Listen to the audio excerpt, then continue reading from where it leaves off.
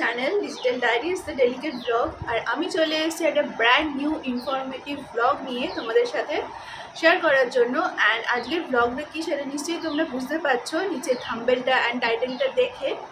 তো হ্যাঁ, একদমই ঠিক, আমি আমার প্রেগনেন্সির সেকেন্ড ট্রাইমেস্টারের ফুড জার্নি বা ফুড হ্যাবিট, যেটা মর্নিং টু নাইট আমি মোটামুটি মেনে চলি, সেটাই তোমাদের সাথে আজকে শেয়ার করব। আশা করি এই ব্লগটা তোমাদের ভালো লাগবে আর ইনফরমেটিভ। জেনারেলি আমার মর্নিংটা শুরু হয় হচ্ছে 8টা থেকে 8:30টার মধ্যে। আর রাত্রিবেলা একটু দেরি করেই ঘুমাতে আমি যাই। এখন ঘুম হচ্ছে কনসিয়াস ঘুম যেটাকে বলে, সেই টানা একদম সাউন্ডলেস স্লিপটা আমার আপাতত চলে গেছে জীবন থেকে। তো সেই রাত্রিবেলা ঠিকঠাক করে ঘুম হয় না, আর সকালের দিকটা একটু ঘুম হয়। তো আমি 8:30টার আগে উঠতে পারি না, মাঝে মাঝে 8:30টার বেশিও হয়ে যায়। তো সেই হিসাবেই আমার মর্নিংয়ের যেসব খাবার দাবারগুলো স্টার্ট হয়। প্রেগনেন্সির জন্য ডক্টররা ম্যাক্সিমাম ক্ষেত্রে অনেক রকম সাপ্লিমেন্টস দেয়, যেরকম iron, vitamin, minerals, calcium tablet, অনেক কিছুই খেতে হয়, প্রোটিন। সবাইকেই হয়তো দেয়, যারা তোমরা এই জার্নি দিয়ে গেছো বা যাচ্ছ তাদেরও হয়তো খেতে হয়। বাট এইসব মেডিসিন বা সাপ্লিমেন্ট ক্যাপসুলের বাদ দিয়ে, মানে এগুলো তো অবভিয়াসলি ইম্পর্টেন্ট, ডক্টর প্রেসক্রাইব, এগুলো বাদ দিয়েও চেষ্টা করি আমার ডায়েটটাকে একটা হেলদি ভাবে মেনটেন করার। অ্যান্ড আমি মানে যবে থেকে আমার নিউজটা আমি জানতে পেরেছি, তবে থেকে আমি বাইরের খাবারটা মোটামুটি 99.9% বন্ধ করে দিয়েছি। তো অনেক দিন হলো রেস্টুরেন্টে যাই না বা খাই না। যা যা খেতে ইচ্ছা করে সেগুলো সবই বাড়িতে বানিয়ে আমরা খাই। আমার মা বানিয়ে দেয় স্পেশালি। আমি খুব একটা এখন কাজকর্ম করতে পারি না। তো বাট যেরকম আমি পছন্দ করি স্যান্ডউইচ বা বার্গার বা chicken rice, biryani, fried rice, যা ইচ্ছা, যেটাই খেতে ইচ্ছা করছে বাড়িতেই সব বানানো হচ্ছে। অ্যান্ড এরকম না যে আজকে তোমাদের সাথে যে ডায়েটটা আমি শেয়ার করব এটা আমি ডেলি শেয়ার করি, সেরকম না।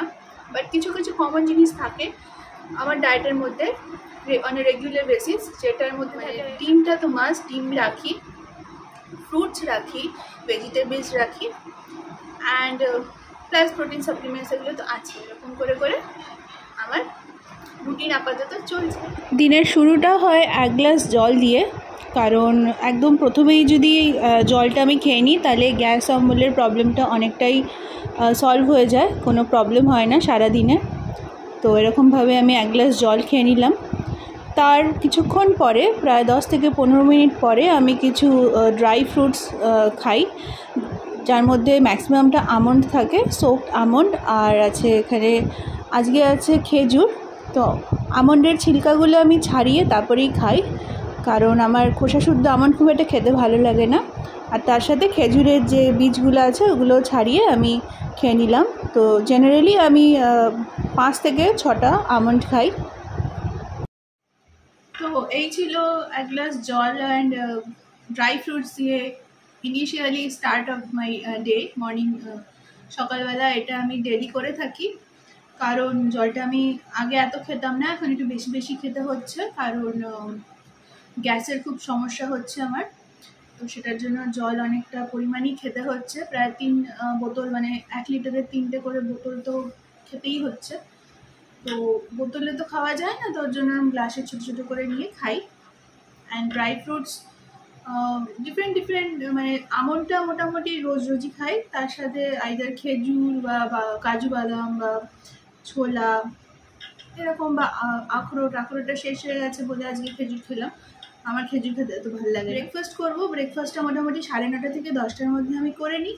আজকে আমার ব্রেকফাস্টে স্যান্ডউইচ আছে, এগ কর্ন স্যান্ডউইচ, ওটা আমি বানিয়েছি আজকে স্যান্ডউইচটা। তো একদমই মানে সামান্য একটু মেয়োনিজ দিয়ে, অ্যান্ড এগটা যেহেতু ডিম সেদ্ধ আছে, 2টো ডিম সেদ্ধ আছে, তো বাইন্ডিংয়ের কোনো প্রবলেম হয় না, অ্যান্ড খেতেও বেশ ভালোই লাগে। তার সাথে অবশ্যই একটা ছোটো কাপ চা আছে। তো অনেকেই হয়তো বলে যে এই টাইমে চা কফি এসব খেতে নেই, হয়তো খেতে নেই, বাট আমি চাটা খাওয়া ছেড়েও দিয়েছিলাম 1 সপ্তাহ মতো। বাট ব্যাপারটা হচ্ছে তারপরে আমার একটু প্রবলেম হচ্ছিলো, মানে চা না খেলে মানে একটা মাথা ধরা ব্যাপার, মানে এতদিনকার অভ্যাস, সবাই বুঝতেই পারছো। হঠাৎ করে ছেড়ে দেওয়াটা প্রচণ্ড কঠিন ব্যাপার, তো আমি পারিনি। অ্যান্ড আমার ডাক্তারও সেভাবে কিছু বলেনি যে আমি চা খেতে পারবো না। কফিটা আমি একদমই খাচ্ছি না, বাট আমি চা খাচ্ছি। হ্যাঁ বলতে পারো, আগে আমি এত বড় একটা মগে অ্যাটলিস্ট 4 থেকে 5 বার তো খেতামই, মানে বড় বড় যে কফি কাপগুলো আছে ওইগুলো কফির বদলে চা নিয়ে এরকম 4 থেকে 5 বার খেতাম উইথ একদম কড়া করে। তো সেই জিনিসটা বাদ দিয়ে ওই কফি কাপের হাফ করে একবেলা ওই হাফ খাই আর একবেলা আর একটা হাফ খাই। তো দেখতে গেলে টোটাল 1 কাপ হচ্ছে। কড়া মানে যে লিকারটা একটু কম দিয়ে খাই, দুধও কম দিয়ে খাই, চিনিও কম দিয়ে খাই। বাট ওই চায়ের যে ফ্লেভারটা আছে না, ওটা আমি মানে একটা যে রিফ্রেশিং ব্যাপার থাকে না, চাটা না খেলে আমার খুব প্রবলেম হয়, একদম মাথা ধরে থাকে আর মাথা কিছুতেই ঠিক হয় না। তো হ্যাঁ, আমি ডেলি বেসিসেই চা খাই, বাট কোয়ান্টিটি অনেকই কমিয়ে দিয়েছি আগের থেকে। তো এবার আমি ব্রেকফাস্ট করব, চলো তারপরে কি কি খাবো সবই শেয়ার করবো তোমাদের সাথে, ব্লগটা পুরো দেখো।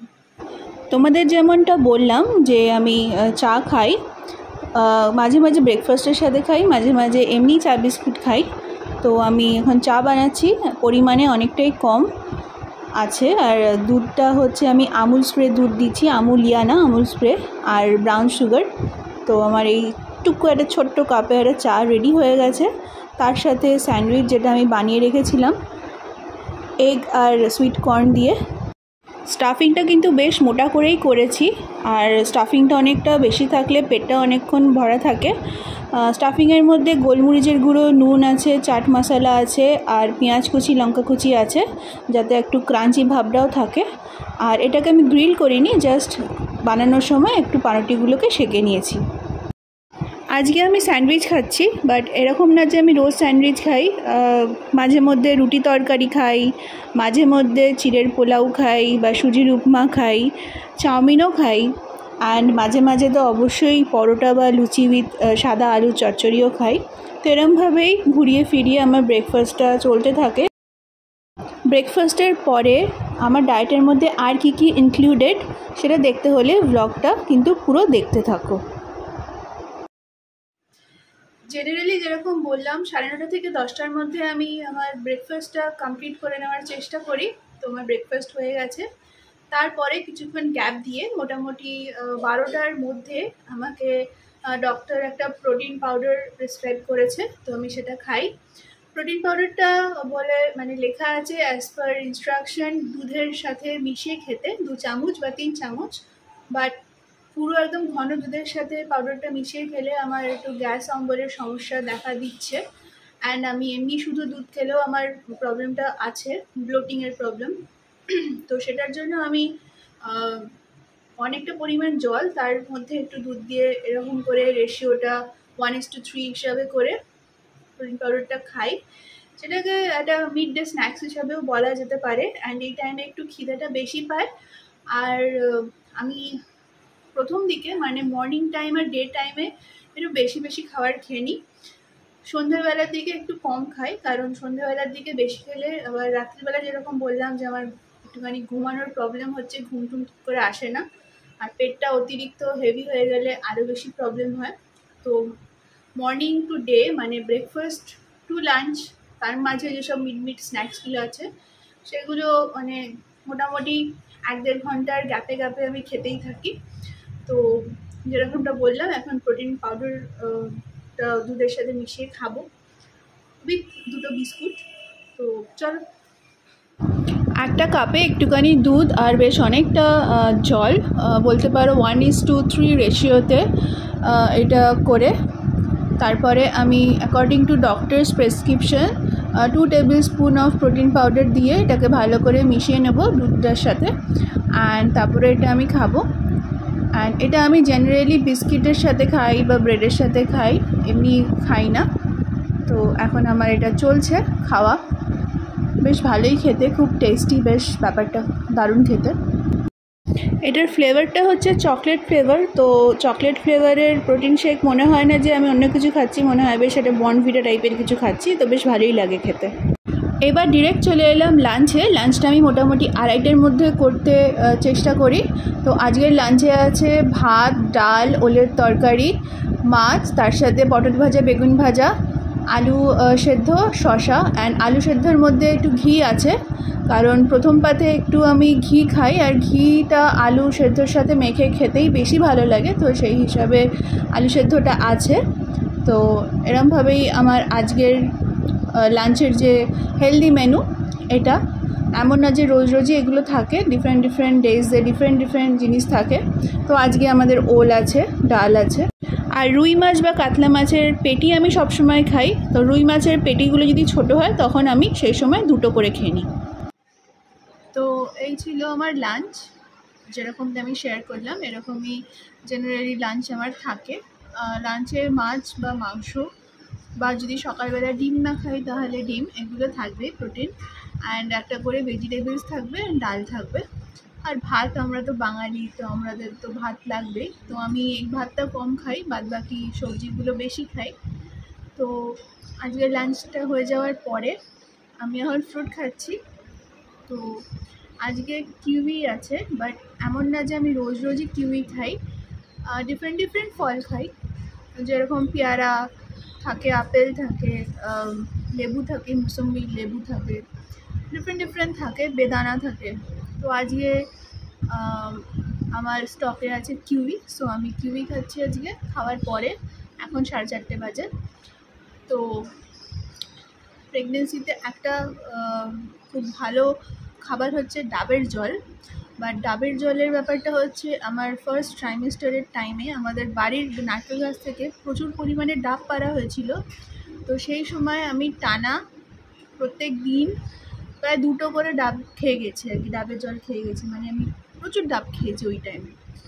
তো যাই হোক, এখন আর সেভাবে খাওয়া হয় না, মানে তখন যেরকম ডেইলি 2টো করে খেতাম, এখন আর ডেইলি ব্যাপারটা খাওয়া হয় না। বাট হ্যাঁ, খাই, সপ্তাহে 1 দিন বা 2 দিন খাই। সো মুসম্বি জুস বা ডাবের জল আমি খাই। বাট আজকে তো আমার সাথে মা নেই, আমি আজকে মায়ের বাড়ি নেই বলে আমি আজকে মুসম্বি জুসটা খেতে পারলাম না। মা মুসম্বি জুসটা বানিয়ে দেয়, তো আজকে আমার কাছে যেটা আছে আমি সেটা কেটেই খাচ্ছি। তো এরপরে একটুখানি রেস্ট নেব, কারণ এখন একটু রেস্টটা দরকার।